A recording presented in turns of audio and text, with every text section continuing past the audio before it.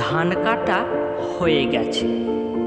কবে যেন খেতে মাঠে পড়ে আছে খড়, পাতাকুটো ভাঙা ডিম, সাপের খোলস নির্শীল।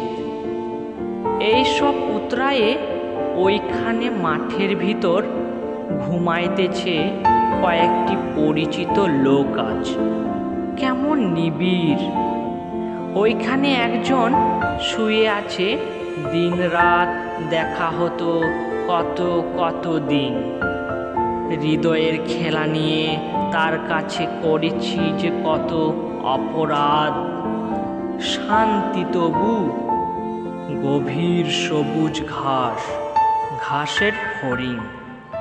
আজ ঢেকে আছে তার চিন্তা আর জিজ্ঞাসার অন্ধকার।